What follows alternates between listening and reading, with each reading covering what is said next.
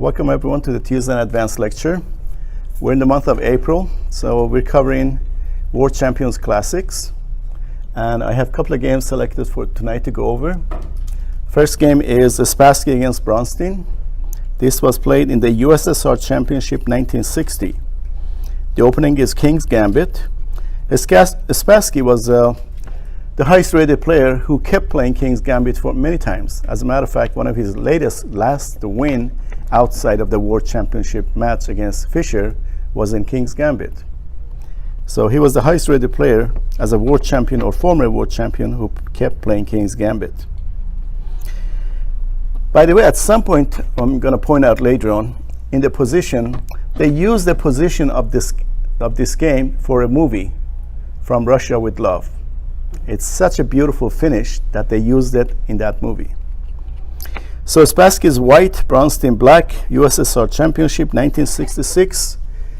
He opened with e4, and Bronstein played e5. Later on, after he lost this game, Bronstein has a famous quotation, you can Google it. He said, "What on earth was the reason that I played e5 against Spassky when I knew he was going to play King's Gambit?" So he very much regretted it, but it was too late. Sure enough, Spassky played King's Gambit, f4. Black played one of the lines that is considered even today as a refutation of King's Gambit. King's Gambit accepted. So usually white here plays either knight f3 to prevent queen h4, or he doesn't mind playing queen h4, plays bishop c4.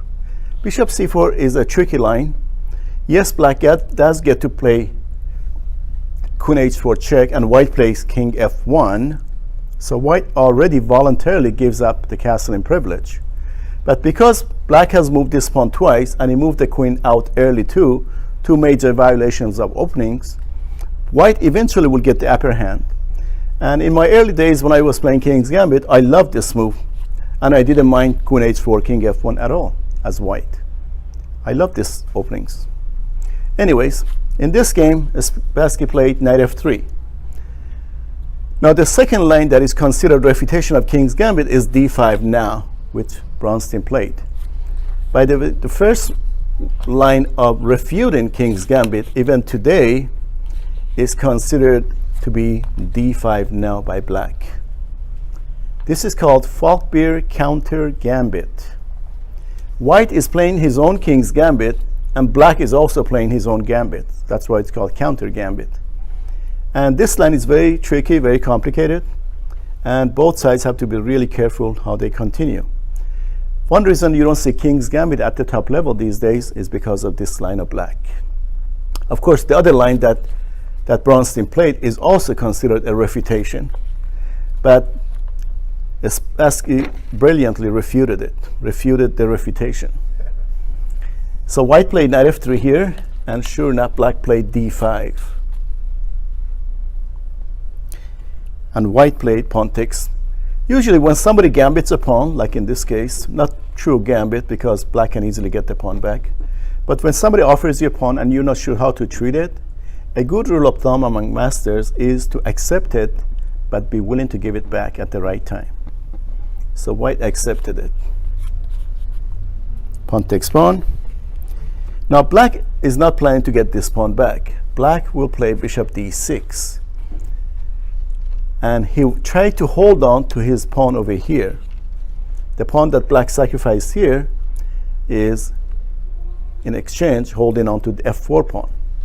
And in some lines, he may play g5 and hold on to this pawn really well. Or knight e7, knight g6. That's another way to defend this pawn one more time. So this is the position right now. The white to play, knight c3. Typical developing move here. Black played knight e7. So it's obvious what black is trying to do. Black could also have played knight f6, but with this move, it's obvious that he's trying to go to g6 and hold on to this pawn. White to play d4. Okay, good development move with the possibility of bishop coming to d3 or c4. And black castled. If you're an e5 player against e4, you ought to know at least one good line against King's Gambit, because you may face it any time against any opponent. So you ought to have at least one good line against King's Gambit. White to play bishop d3. And we're in the opening phase of the game, so every move is important. Every move has to be a developing move. Black played knight d7, and the reason black played knight e7 earlier is because he wants to bring this knight to f6. Had he played knight g f6, then there would have been two knights fighting over one square. But now black seems to be harmoniously developing. White to play castles. And black, of course, could have played knight g6. That would have been a perfectly fine move. But black played h6. So it seems that black is trying to play g5 and then knight g6, which is really holding on to the f4 pawn and maybe launch a kingside attack. So it's white to play. Strategically, there is something imbalanced about the position. Can anybody look at this position and see what are the imbalances in the position? Whatever is different in the two positions for white and black. See, black's c8 bishop is blocked. Temporarily, right? But both of white's bishops are on open, semi-open diagonals. Okay, right. One of the rules of the opening says you ought to have at least one pawn in the center, and black doesn't. So you could say white has 5-3 majority on the queen side. Again, a good rule of thumb in chess is whatever side of the board is your strength, accentuate it. Increase the power and strength. So white is trying to advance the c pawn, and in combination with the d4 and d5 pawns, possibly c5, and just launch these pawns. In other words, you could say strategically, black is going to expand on the king side of the board, and white is going to expand in the center. And you see this strategy happening so many times in different games on openings. So white played knight e4 with the idea of c4, c5, right? But this move seems to have a drawback. What is the drawback to this move? You can get kicked with f5, I guess. Well, if you kicked with f5, knight takes bishop followed by c4. The d5 pawn is hanging now, right? So this shows how important tempo is in the openings. White is willing to sacrifice a pawn in order to have a lead in development and launch these central pawns. Sure enough, black took the pawn. So there seems to be nothing wrong with this. So c4. Of course, one idea could be c5 next. If knight cannot already retreat to b6 because of c5, and if retreats to f6, then knight takes bishop, pawn takes, and this pawn looks kind of awkward here. So here, black played knight e3. Black is willing to give this pawn back after bishop takes, pawn takes, and this pawn will be very loose over here. It's just a matter of a couple of moves for white surrounding and capturing that pawn. But in order to exchange that knight, which already done a good job capturing the d5 pawn, and give it for this bishop. Sure enough, white took, bishop takes, pawn takes. How many of you have seen this game already, by the way? I'm just curious. Any of you have seen this game before? Not even the GM? Okay. So, white to play. What was white's strength? Central pawn. So c5 makes perfect sense. It's a tempo gaining move. Black must react. Sure enough, the only move, bishop e7. Of course, had black played bishop f4, then g3, and he had to only go back to f6, maybe even h4 next, and that would not have been comfortable. It's white to play, and here Spassky played. You would think white would play rook e1, or even queen e2 to take this pawn, but he played bishop c2.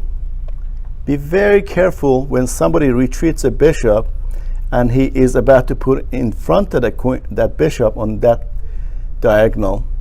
See, black doesn't have a knight on f6 to guard h7. So the threat is obvious. The question is, what can black do about it, if anything?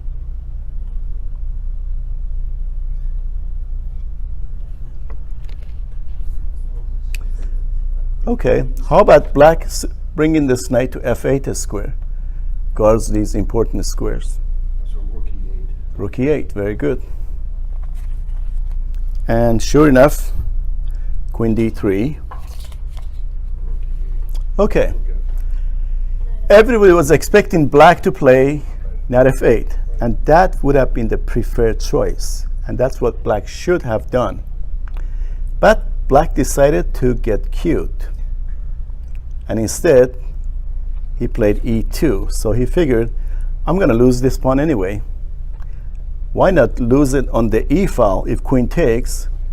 Then I may play f5 to drive the knight away. Wherever this knight goes, bishop takes here, exposing his queen to my rook.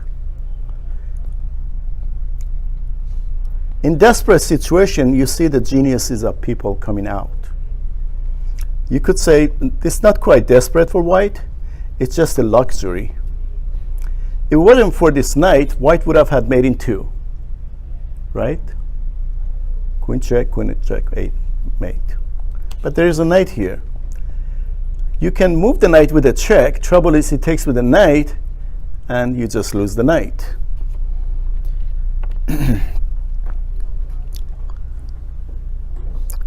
This move that white played is famous as one of the deepest sacrifices that somebody has ever made on the chessboard.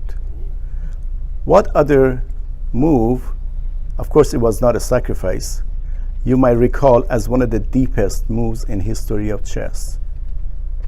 That was Fischer's queen sacrifice against Byrne. Yes, Fischer's game of the century, but of course he knew that he had a perpetual check. So even if something goes wrong, 13-year-old Fischer could have had a perpetual check, which would have been a draw. But another move that I can recall is rook ad1 by Anderson in the famous evergreen game. That was a very, very deep move. But this is a sacrifice. This move that white played is considered one of the deepest sacrifices in history of chess. What is that move?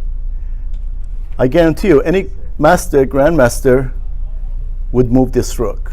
Rook f2, rook e1, one of these moves. All right, we have an in-house grandmaster, so you know it's not the rook move. So what other move do you think white should play that is a great move? We are honored to have Ehsan Bighamian, Iran's 12-time champion, tonight with us. And he still has jet lag. He just arrived today. So white to play. What move? Knight d6. What does that do? E takes f1, rook takes f1, threat checkmate. Okay. You don't mind giving up a whole rook? And it looks like black should be able to defend. The top. He can't? D6, for example. Like check and then knight f8. Oh, I see. Yeah. He's got to worry about f7 because the other rook's going to cover f7. Ehsan, what do you think of knight d6? E1 check. What is it?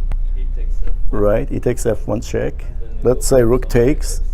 and then Knight f6. knight f8, same thing? Maybe f7. Okay. Knight f8. So you think knight f6, knight d6 is sound or not? Giving up a whole rook, is it worth? Is white's attack is going to continue, you think? You think so? There is some compensation, but maybe not. Right. Good enough. Knight d6. Spassky played this move. You're in good company. The commentary here is this is one of the deepest sacrifices this side of the evergreen game. In that rook ad1, which was a very deep move by Adolf Anderson, it says, according to Soltis, of course. So it's black to play. What should black do? gets his tempo with a check. He takes up rook. Right. Yeah. 99 out of 100 players, they play pawn takes rook, queen, check, right? But of course, you got to remember that if you do that after rook takes check, rook takes, black cannot afford to take this knight because there's a mate in 2. And however he defends with either rook f6 or knight f8, there is knight takes pawn check, attacking the queen. And if king takes, this knight would be a discovery. Rook and king on f7. This is a very, very deep, beautiful sacrifice. So Bronstein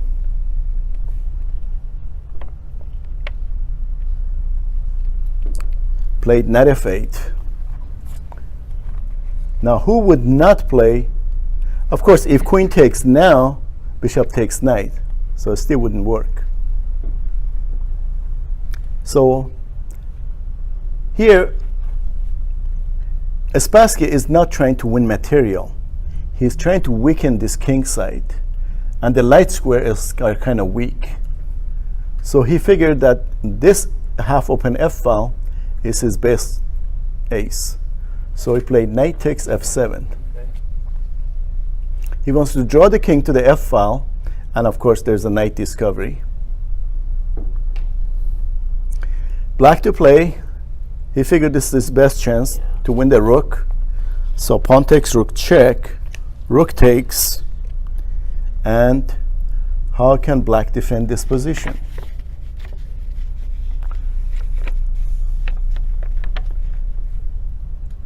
He's got to save his queen. If he can't take with the king, he's got to save his queen. Okay, so what should he do? Trouble is queen d5 is no good because of bishop b3, deadly discoveries. And what's wrong with queen d7? Something like that. 95, very good. And Knight f3, e5, right? knight f3, e5, right. Plus that this bishop could go on this diagonal anytime too. So black to play. He figured his queen has no good squares along this file. This square is not available. These squares are no good. So he figured without this bishop, he has a better chance to find some escape in the square for the queen. Bishop f5. Right, counterattack that. One of the advanced ways of playing against your opponent's sacrifices is to give the pieces back at the right time. And if you just give back 1 point, fewer points than your opponent, you'll still be 1 point ahead and you could win the game. So Bronstein played bishop f5, obvious move, a threat on the queen. White to play, queen takes f5. So now black played queen d7 with tempo on the queen. So white doesn't have time for knight f3, e5. So black is trying to gradually organize himself and put up a good defensive resource out there. White to play. Another rule of openings, or attack rather, is that when you're attacking, you do not trade pieces, especially queens. So white's attack is still brewing. He refused to trade. He played queen f4. It's black to play. Does white have any threat? Let's give another move to white. Does white have any threats at this point? Well, knight takes h6 check, opening up the king. I think knight f3, e5, and bishop e3. One of those two. Yeah, there are lots of threats. Knight takes check is possible. If pawn takes queen, knight f here, or knight f3, e5 immediately. Yeah, that's what it is. Right. So this is the real threat. And plus this knight can jump to one of these squares next. So black anticipated this correctly and played bishop f6. When you're under attack, you want to trade pieces. Well, now So- knight takes h6 because you can get the bishop back. But that would be trade. Yeah. Knight takes, pawn takes, queen g7, and black would be happy to go into And then game. black is still a pawn down. So he doesn't mind going to a pawn down ending against Spassky.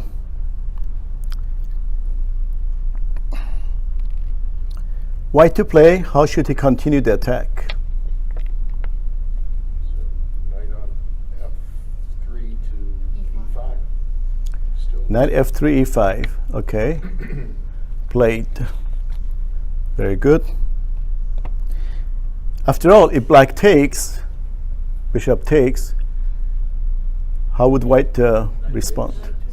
Knight takes on the queen, and this bishop b3 is always in there. The diagonal would be open. So black played queen e7. So white has lots of pieces on towards black king's side, but the finishing punch is not there yet. How should he continue from this position?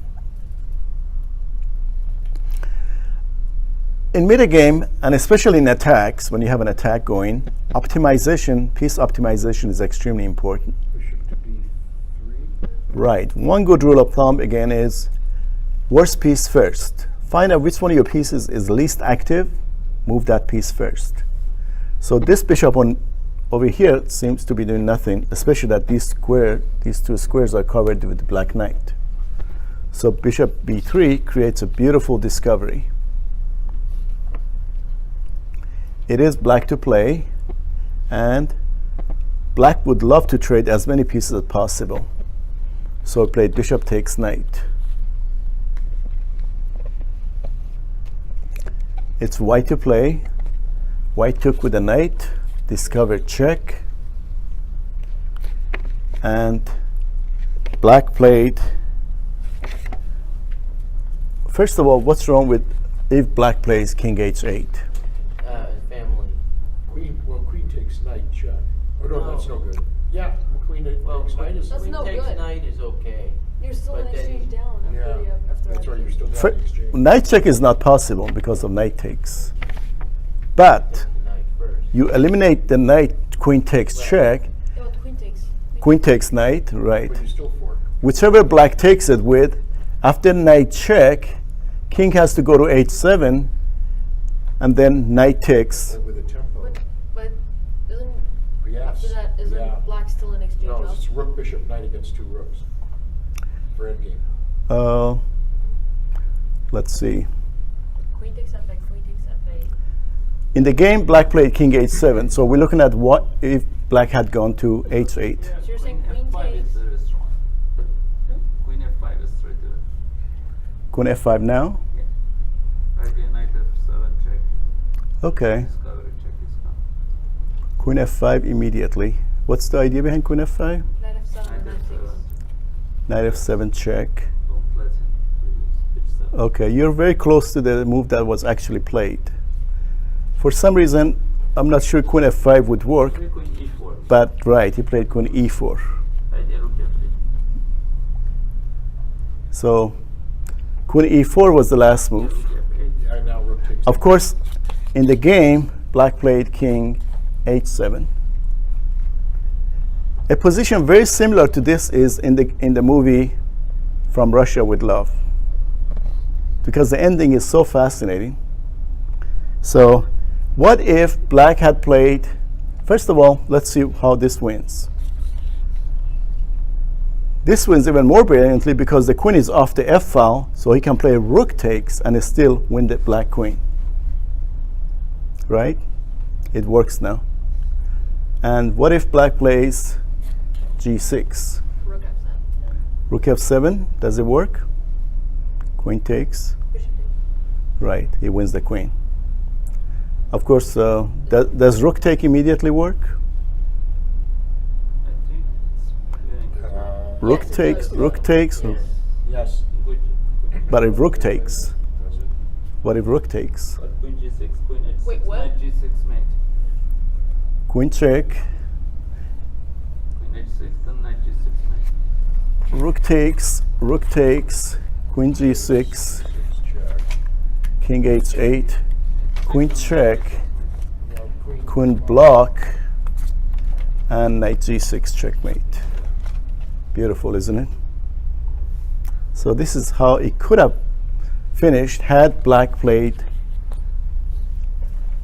King H8. No. had black continued the game, Yeah. which he didn't. Instead, black played king h7, and white played queen e4, and black resigned. Of course, there's a rook here, there's a knight here. This is the moment of resignation. So if black goes to king h8, how does white win? Takes F8. Rook f8. And this would be either a family fork or royal fork, depending how black recaptures. If it takes with the rook, that'll be a family fork, forking the king, queen, and the rook. And if it takes with the rook, it's just a family fork. So this is how the game ended, in this position. How pretty. Beautiful. According to Spassky himself, this is one of his best games ever against Bronstein. Okay, hope you guys enjoyed the game. We're finished early. So we're going to continue with Petrosian Spassky game.